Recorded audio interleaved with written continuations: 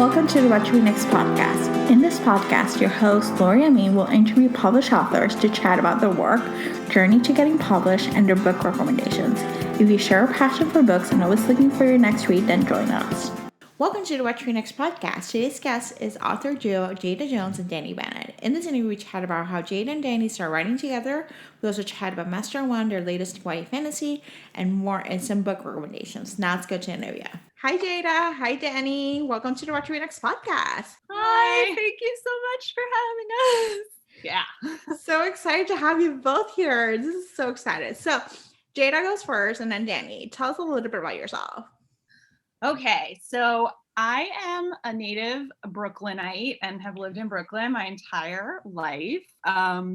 I am genderqueer weirdo who loves the occult and animals, especially cats. I'm like, what else is there even relevant about me? I work for, in my day job, a nonprofit arts education program that I love a lot, and that is full of serving teenagers across the country, and that's why I love teenagers, because they're pretty great. And like, I'm like, oh, they're actually gonna save the world. So Hi, I'm Dani. I'm from Canada originally, Victoria, which is like all the way in the Pacific Northwest. So I had no experience of like real seasons before I moved here. It was just like all one nice mild temperature. And now, yeah, there was a reckoning when I first moved to New York, and it was like very cold winter, very hot and humid summers. And I was just like, what's happening? I know. I lived in New York for 14 years, so I felt the pain of like, the hot, humid summers where you're just walking and you feel like you're walking the streets and you feel like the humidity just like catches up with you and you're just like dying from it. Yeah. It's too much. She was very excited. Dani was really excited. She's like, yay, it's like, I'm going to finally have a nice hot summer. And I was like, no, you're not excited. No, it's not. So I moved to Chicago, pre-pandemic, 2 weeks before the pandemic. And so I actually, which is like, so the benefit of Chicago is the summers are really nice. So, but I couldn't enjoy it because we're in the pandemic, but the summers are really nice. So I didn't get to do, I'm not looking forward to the winters, like for sure. Like, that's one thing I'm not looking forward to. It's gonna be cold. It is going to be really, really cold. So, but yeah, like that's one thing. I love New York. I love New York in December. I have to tell you, that's like my favorite season, where it's like snowing, the lights are out, the stores are all decorated. It's the best.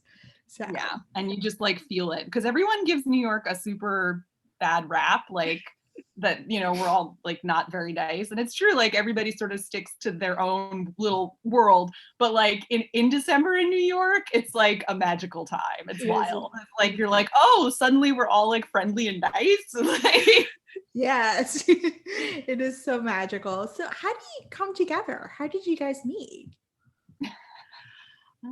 Sure, I'll answer.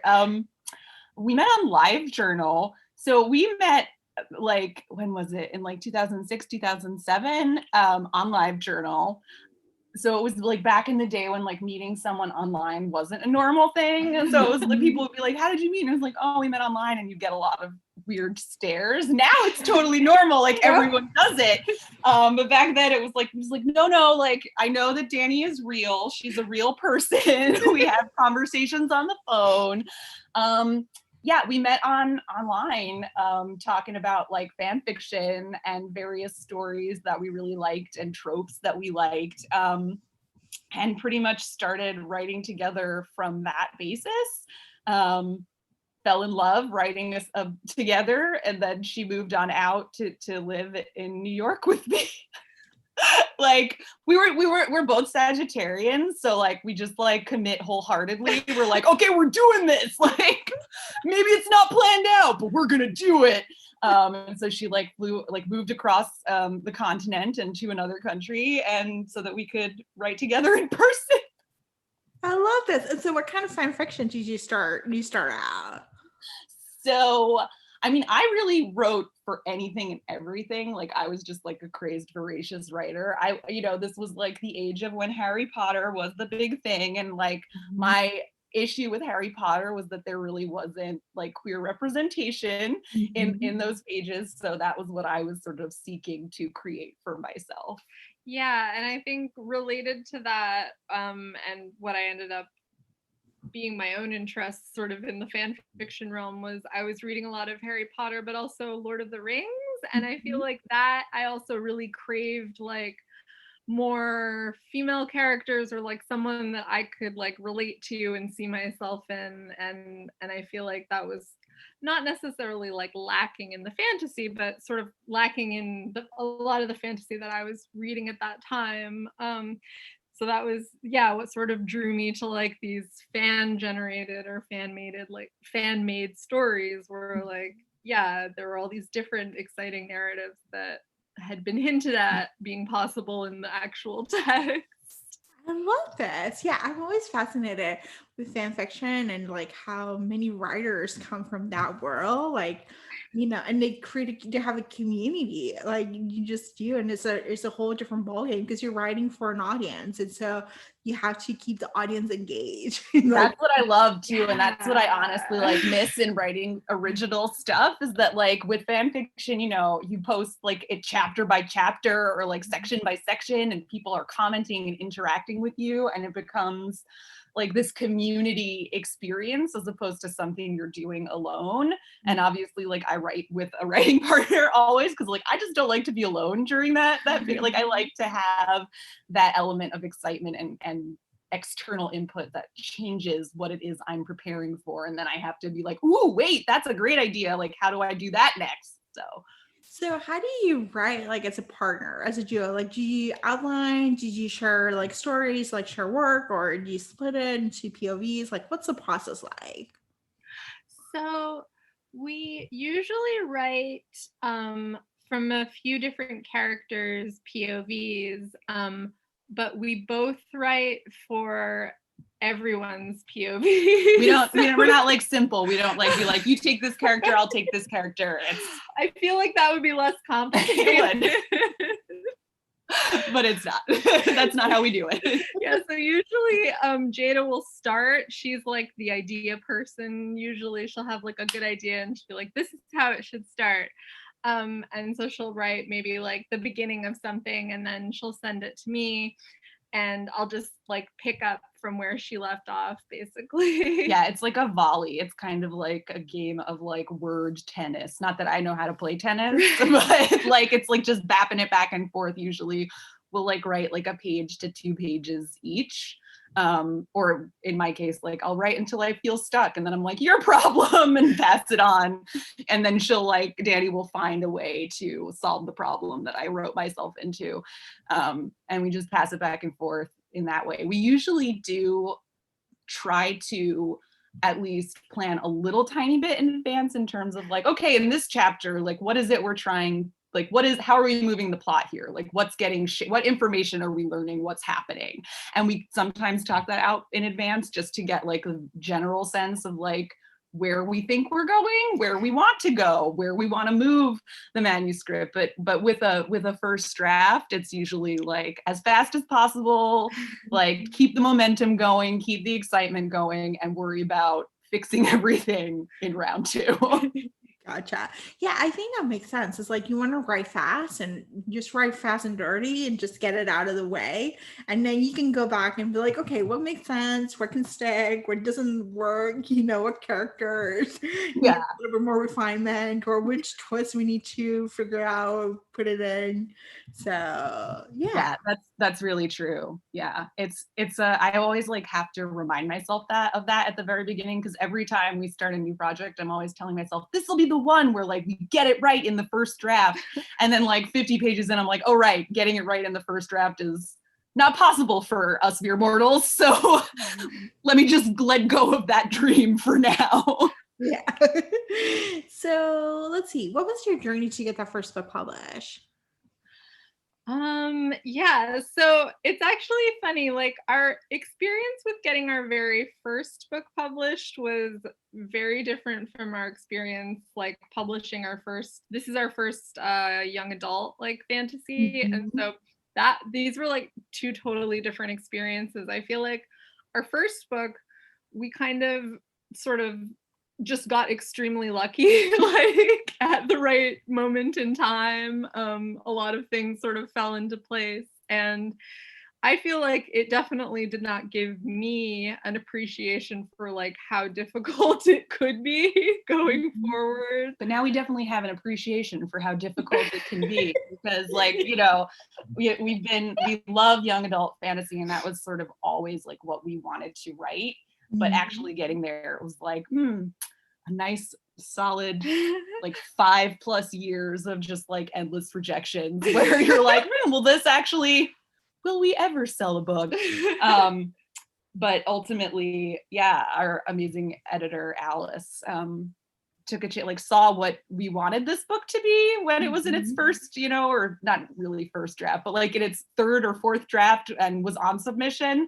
She like saw what it needed to be, but wasn't quite yet, and like took that risk and invested in us, which we're really, really grateful for, because then like with her guidance, with her editorial notes, we were like, oh yeah, like we do see now what this book can be. And it like really opened up the world for us.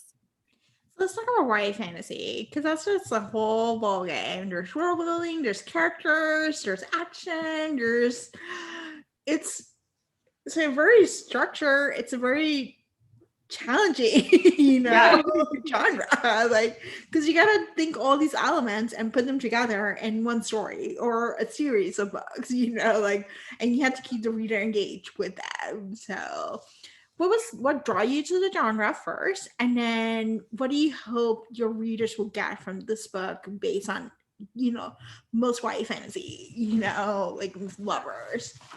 Yeah, well, I think what draws me to YA fantasy is sort of how the universal thing that I tend to like about all my favorite YA fantasy stories is there's this like state of being where these young people are like growing and changing in all these really interesting ways, and it feels like young adulthood and being like a teenager feels like a very magical thing in and of itself, because it's like you're transforming and becoming like this whole other thing. And I like that metaphor, like coupled with like actual magic and like actual transformations. I feel like, yeah, that's really fun. That's my favorite place to be. It's a great spot, and I guess for me, like I have always been this like crazed avid devourer of whatever was on like the YA fantasy shelf, like in any library or bookstore that I went into. I would like go directly toward that and be like, okay, what haven't I read yet, and like pull it down and read it, and read it real fast and just get lost in that world.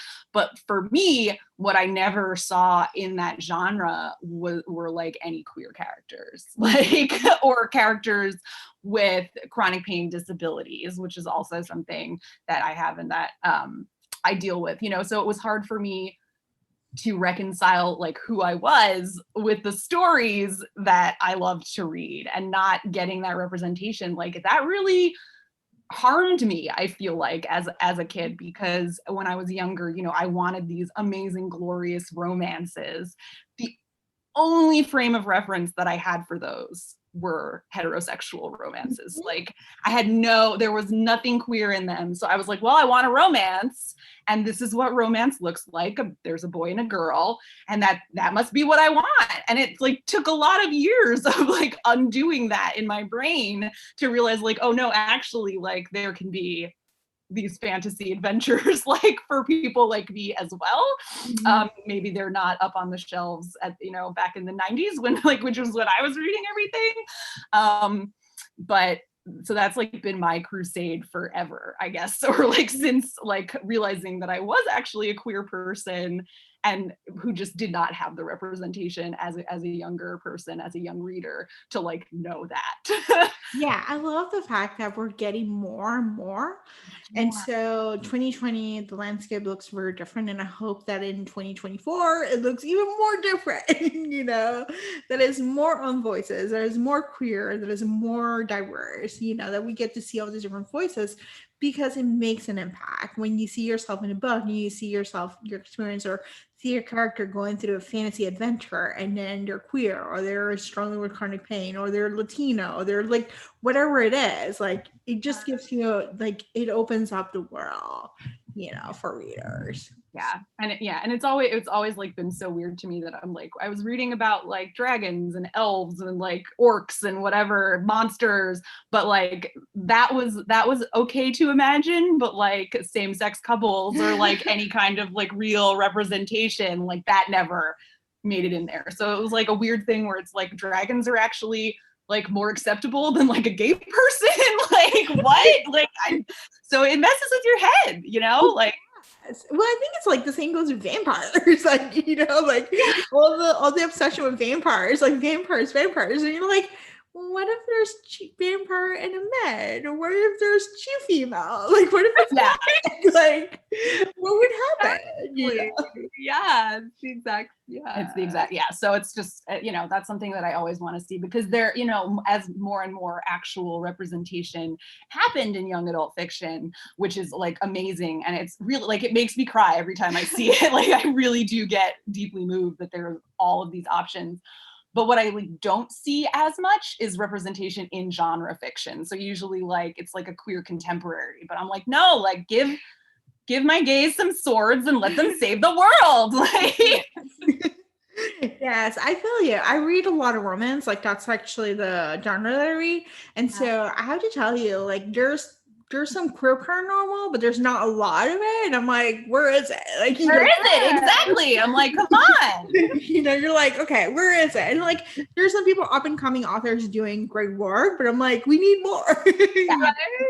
You always need more. That's the thing too. That it's like you have so much to choose from if you're like a straight person who enjoys a straight romance, but you don't have that much to choose from if you're a queer person looking for more than just a handful of titles. So I'm like, that's the hill I'll die on any day.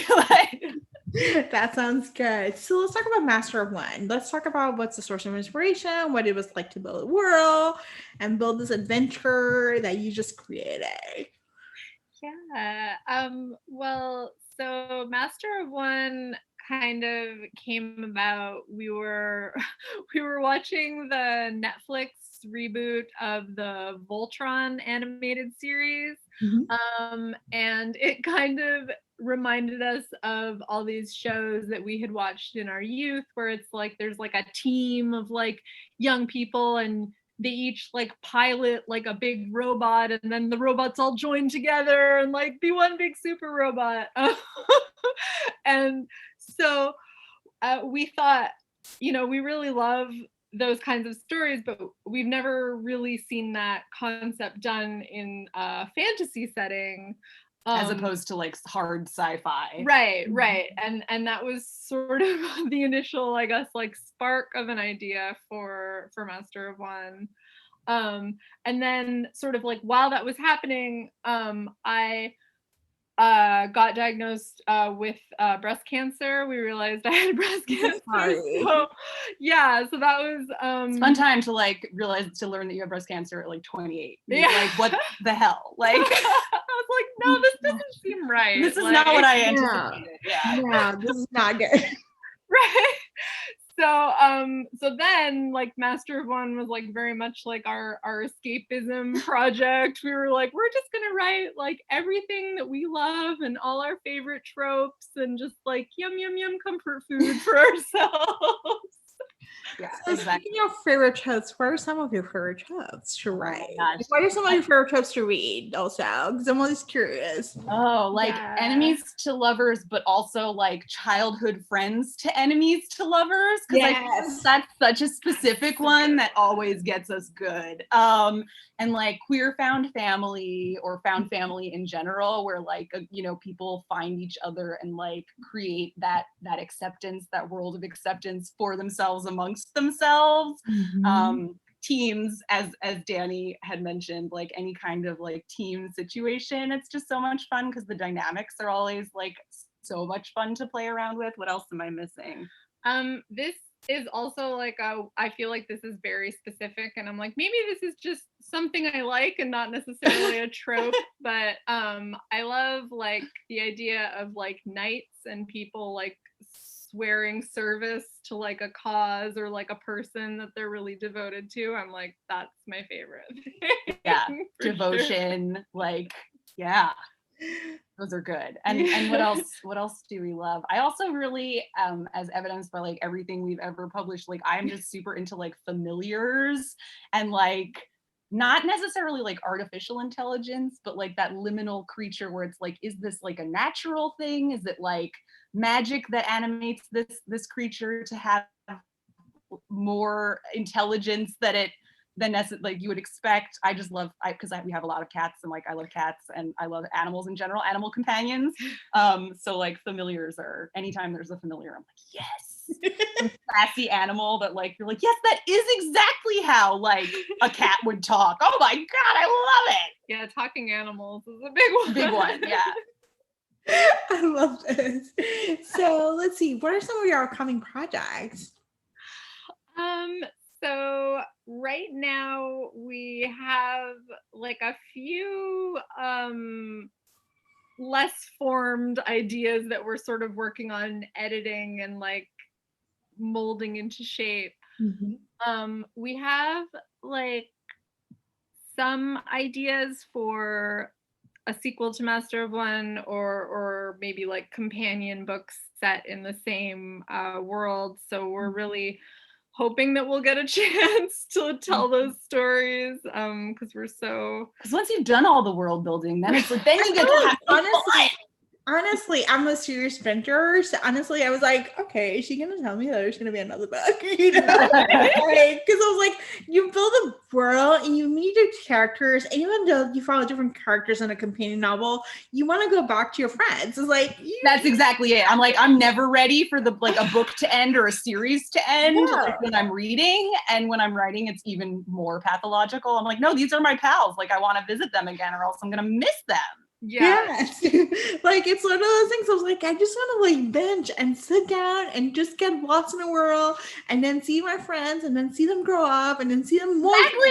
Exactly. See them grow up. That's a huge thing. It's like, yeah, I always want to know what happens next. I guess that comes from like loving fan fiction so much and having written it so much as a younger person that like I'm always like, okay, but what happens next though? Yeah. Yes. So, well, fingers crossed. Fingers crossed. Yeah. We're crossing fingers, toes, whatever we can cross. I will tell your publicist, I'm like, I would like to see book 2, you know, right. You know. So, and anyone who's listening who has read the book, be like, okay, we would like to see the next book. Exactly. Yes, we have like so many fun ideas for the world and so many other like new characters that we want to introduce that we're just like, let's do it. Let's do it. That sounds awesome. So now let's go to random book recommendations. It's an opportunity to share with the audience what they should read next. So what is your favorite genre? And Dani can go first. Yeah. Okay, so I tend to read a lot of thrillers and mysteries in sort of my spare time. So one book that I really liked recently was Grown by Tiffany Jackson. I thought that was really good, and I read it in like one day. I know, it was amazing. I looked over her and I was like, you just started that book, and she's like more than halfway through, just flipping the pages, devouring it. It was great. I like a mystery. It really sucks me in and keeps me like, I gotta know. I have to know the answer. And I'm also, I feel like not very good at telling mysteries myself. I never guess the mystery when I'm reading them. So it's like a pure reader experience for me. That's amazing. Yeah. Whereas I'm always like, okay, with this person, and Dani's like, oh no, now you've ruined it for me because it's gonna be that person. Like, yeah, I've been really impressed by Dani's ability to read this year. This has been a year in which I have not read that much, like because my concentration is just shattered. Like it's in a million pieces, and picking it all up and putting it back together is going to be difficult, but there are definitely some books that are like coming out that I'm super excited for. I'm really excited for Ruin Song, which is coming out, I think, next week. I think November 17th, but I'm not sure. And it looks really great, and it has queer rep, and it's fantasy, and I'm like, yes, I'm there. Like, I'll buy it. Yes, I can't wait. And a purple cover, and purple is my favorite color. So I'm just like, it's clearly meant for me. I can't wait for this. I love this. So tell us where we can find you online. You can find us at our website, which is jonesandbennett.com. And I'm on Instagram pretty much 24/7, to the point where, my phone is telling me like, you should spend less time on Instagram. And I'm like, Yeah, me too. But I'm there all the time. And I'm Lady Jaida, LadyJaiduh, and Dani is there slightly less, but she is there. She is Thremedon, THREMEDON. And we're also on Twitter at Jones and Bennett, but I like Instagram better. Sorry, Twitter. That's okay. I feel like Instagram is a little bit of an easier space. There's pretty pictures. There's just like, Exactly. I don't know. It just feels like more welcoming in some ways. Twitter feels like it's just a conversation happening on and on and on. Yeah, exactly. Twitter is very intimidating, whereas like Instagram, it's like, okay, here's a picture of my cat. Here's a picture of your cat. Like, we're friends now. Yeah. Here's a picture of a dog, and here's another picture of like exactly. So it's perfect. Yeah, it's all good. So, well, thank you, Jaida, and thank you, Dani, for being on the show. Oh my gosh, thank you so much for having us. This was so much fun. Yeah, we had so much fun. If you enjoyed this podcast, feel free to share with friends, subscribe, rate, and review the show. This is the easiest way to support this podcast.